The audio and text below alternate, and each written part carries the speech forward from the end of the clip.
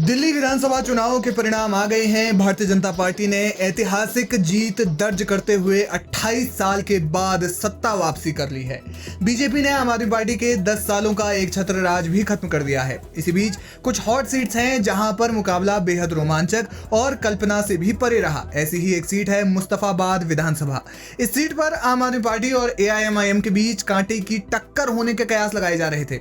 तमाम विश्लेषणों में आम आदमी पार्टी या एआईएमआईएम की जीत की चर्चा थी, लेकिन बीजेपी ने मुस्तफाबाद का किला भेद दिया है। एआईएमआईएम के ताहिर हुसैन को कड़ी पटखनी।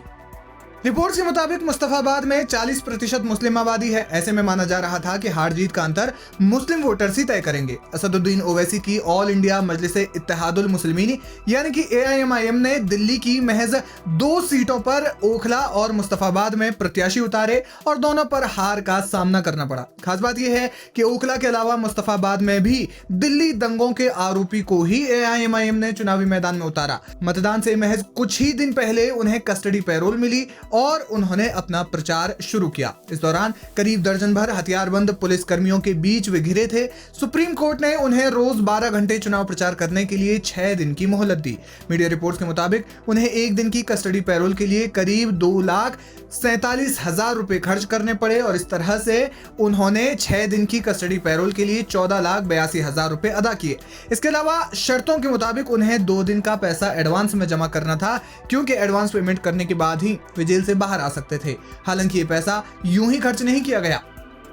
जेल से बाहर आने के साथ ही उनकी सुरक्षा और सरकारी वाहन पर आने वाले खर्च के लिए ये रकम अदा करनी थी। इसके बाद उन्होंने ये सारी प्रक्रिया पूरी की और चुनाव प्रचार में कूद पड़े। हालांकि पैरोल से पहले असदुद्दीन ओवैसी ने उनके लिए माहौल जमाने के लिए एड़ी चोटी का जोर लगा दिया। उन्होंने मुस्तफाबाद में कई रैलियां की और लोगों से उनके पक्ष में मतदान करने की अपील की। ओवैसी ने ये नैरेटिव सेट करने की कोशिश की कि मुस्लिमों की मदद सिर्फ वे ही कर सकते हैं और उनकी हमदर्द सिर्फ एआईएमआईएम ही है। शुरुआत में उन्हें जनता का खूब प्यार मिलता हुआ देखा गया, लेकिन अंत में उन्हें हार का सामना करना पड़ा। आपको बता दें कि मुस्तफाबाद सीट पर भारतीय जनता पार्टी के मोहन सिंह बिष्ट ने लगभग 17,578 वोटों से चुनाव जीता। उन्हें 85,215 वोट मिले और इस तरह से वे पहले नंबर पर रहते हुए चुनाव जीत गए।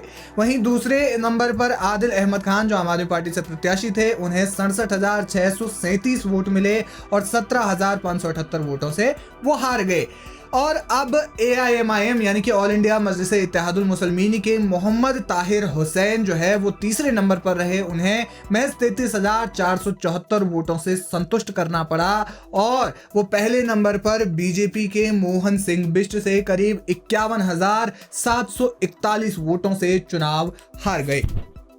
ये तो रहे मुस्तफाबाद के परिणाम, लेकिन इससे इतर दिल्ली विधानसभा चुनाव के परिणामों पर आम आदमी पार्टी के संयोजक अरविंद केजरीवाल और दिल्ली की मुख्यमंत्री आतिशी क्या कहती हैं, सुनिए।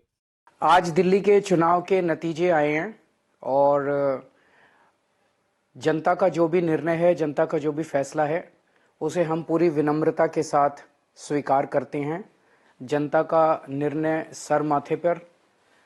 मैं भारतीय जनता पार्टी को इस जीत के लिए बहुत बहुत बधाई देता हूं और मैं उम्मीद करता हूं कि जिस उम्मीद के साथ और जिस आशा के साथ लोगों ने उनको बहुमत दिया है, वो उन सभी उम्मीदों और आशाओं पे पूरा उतरेंगे। हमने पिछले 10 साल में जनता ने जो मौका दिया हमें, उन 10 सालों में हमने बहुत सारे काम किए।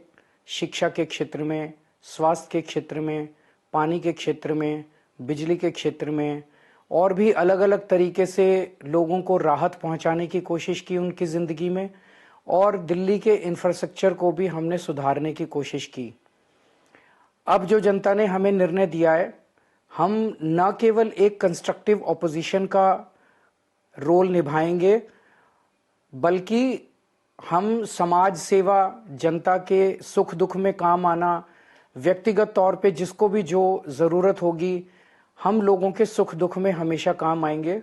क्योंकि हम राजनीति में कोई सत्ता के लिए नहीं आए, हम राजनीति को एक ज़रिया मानते हैं जिसके ज़रिए जनता की सेवा की जा सके, जिसके ज़रिए लोगों के सुख दुख में काम आया जा सके।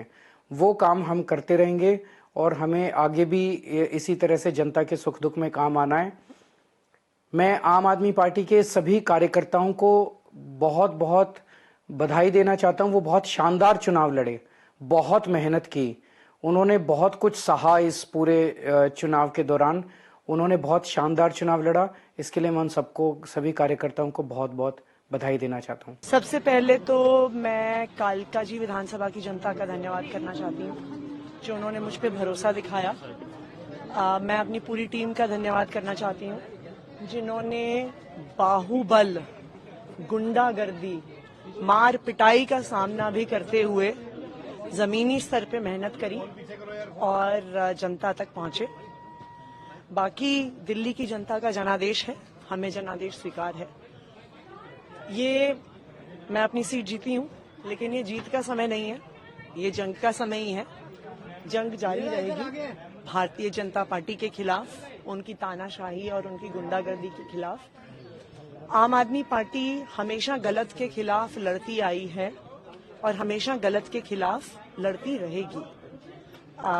ये जरूर एक सेटबैक है, लेकिन आम आदमी पार्टी का संघर्ष दिल्ली के लोगों के लिए, देश के लोगों के लिए कभी खत्म नहीं होगा।